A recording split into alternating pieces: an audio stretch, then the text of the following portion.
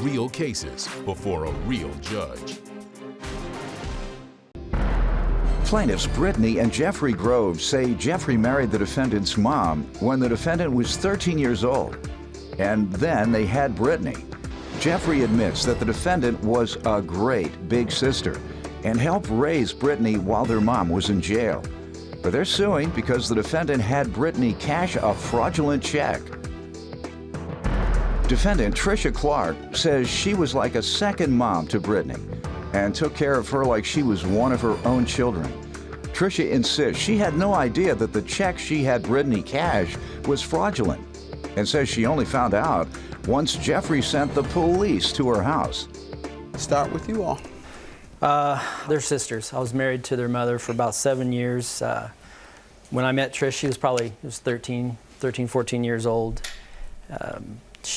During that first 3 years of Brittany's life, she helped raise Brittany because their mom was locked up.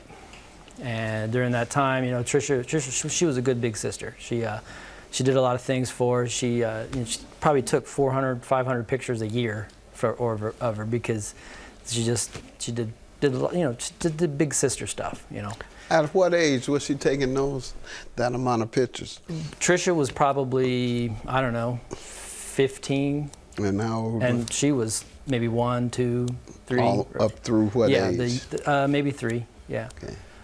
That's a big deal. Yeah. You should know. A lot of people don't have childhood or baby pictures or any of those things. So that's a big deal for her to preserve those for you. That's one of my biggest regrets, is that don't have many childhood pictures. Probably have about 10 from the age of 10 and under. So she did you a great favor. How many do you have for yourself? Childhood pictures under 10? Not that many. Not many, right. Probably a photo album full. Doyle, how many do you have? 6. 6? I was always on the run, so. So you're always on the run, that's right. And that's one of the reasons I don't have any over age 10, because street guys, that was part of the ethics. You don't take pictures because you never want anybody to be able to show the police and say, do you recognize this man? Do you recognize this man? So to avoid that, we never took pictures. All right, good. That's good to hear. That's one good quality. How many do you have for yourself? Childhood pictures under 10? Not that many. Not many, right. Probably a photo album full. Doyle, how many do you have? 6. 6? I was always on the run, so. So you're always on the run, that's right. And that's one of the reasons I don't have any over age 10, because street guys, that was part of the ethics. You don't take pictures because you never want anybody to be able to show the police. Plaintiffs Brittany and Jeffrey Grove are suing Brittany's half-sister, Tricia. Tricia claims she had no idea she had Brittany cash a fraudulent check until Jeffrey sent the police to her house. What else you want me to know? She's been a good big sister for her. I mean, she went to hair school, you know, to be a beautician. She went to school to be a CNA. She cuts my hair, or she used to, every once in a while. Used to is that's a key word. She cut Brittany's hair. Who cut it most recently? Most recently, the barber there in town. Here, not Debbie and them. No, they didn't. Oh, They didn't. There wasn't enough You're left talking up about there. our stylist here that runs everything, Yeah. Debbie Davis. I'm sure she wouldn't have done you in like that. I don't mean to offend the other guy. I don't mean to offend the other guy. It looks good, but doesn't look as good as Debbie Davis's work. Yeah. No offense. See mine? It's Debbie Davis. Let's get to you. He's suing about a fraudulent check, but let me hear from you on some background. I would have to agree. I was there for Brittany. I feel like I'm a second mom to her. You know, I feel like she's one of my own kids. I did homeschooling so I could take care of Brittany and Jeff could work while my mom was locked up. Even after all that, I guess I still tried to be a teenager myself. And Jeff was pretty strict. I got grounded for a year for shoplifting when I was about 15. Yep, for a year. Like you couldn't do what for a I could year? go to school and my grandpa could pick me up from school and I could go pick Brittany up from the babysitter and go home. That's it? That's for it. a year? For a year. I don't You couldn't remember. get out the window? Anything? Every time I got made to stay in my room, I went out the window. My room was in And the my mother basement. would never know because I'd be back in before sunrise. My room was in the basement, so No windows in the no basement? windows in the basement.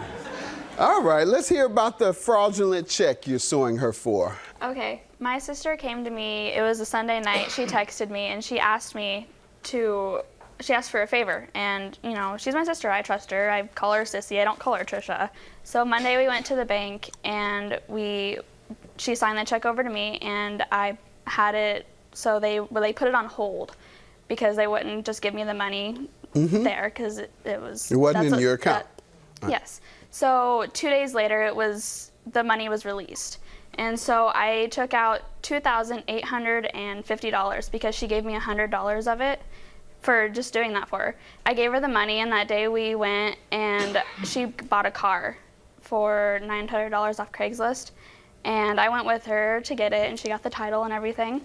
And then a couple days later, I went to go get something to eat, and my card was declined. And I knew I had money in there because first she gave me that $100, and plus I just got paid from my job. And so I was wondering why my card was declined. So I called my dad, and he said that he didn't do anything to my account. I thought that maybe because I was in trouble at the time, so I thought that maybe he did something to my account, but he didn't. She must have jaywalked or something like that. That's right. So the next morning, which was Saturday, I went to the bank before I had to go to work, and they told me that the money, my bank account was negative because of the check. Yeah, what had happened was I got a letter from the bank saying that the account was negative. So I went over to her apartment, knocked on the door, and I go, well, what's up with this check? And she's like, well, I didn't know. She had already obviously knew that it was fraudulent at that time. So I go, well, I want my money back. And she goes, well, I don't have it anymore. So I go, well, give me what you've got. And Brittany had told me that she had bought in a car. So I told her, I go, well, give me the title of the car and the keys to the car. So she gave them to me. And I go, well, by the way, where did this check come from? And first things out of her mouth, she said, well, I was about to get kicked out of my apartment for not paying the bill. And then all of a sudden, magically, this check just showed up in the mail. Okay. All right, but the bottom line is she gave it to you and it was no good. Right. Plaintiffs Brittany and Jeffrey Grove are suing Brittany's half-sister, Trisha. Trisha claims she had no idea she had Brittany cash a fraudulent check until Jeffrey sent the police to her house. All right, ma'am. Yes, I asked Brittany to do it. The bank said they would hold the check for 2 days, and then the money was in there. I was under the impression that if the money was in there, the check had been cleared. But after he sent a cop to my house to interrogate me and make me cry, I found out that they should have held the check for 15 days. Okay. Before going to the police, did he approach you to discuss it himself? He said that I needed to find a way to get the money back to Brittany's account. And what did you tell him? I said, yes, I do need to do that. But before that, he took the car, and as the week after, or the 5 days after I got the car back. So let me back up. You agreed to repay. Yes. You agreed to pay this amount to him. Yes. Okay, so why are we here today? Because he has not given me a chance to even do that. I gave Brittany $350 of the money. I'm trying to get caught up on my own bills, and he took the car. I had to find rides to work. Okay. Once he gives the car back, there's a cop at my door because he's pressing charges against me for this. You do understand that even though the check you gave him was bad and you didn't know, you still owe because the people gave you a bad check. So what you'll have to do is sue them and get the money to pay him, or get the money from them as reimbursement. So I'm going to have to enforce that. And she's not even contesting it. She's not in here asking, well, they should pay it. I didn't give it to them. I don't owe them a dime. That's what I usually hear. All right, but she's an honorable lady who has helped take care of her sister, and we applaud you for all your help to your sister, and I'm sure she does.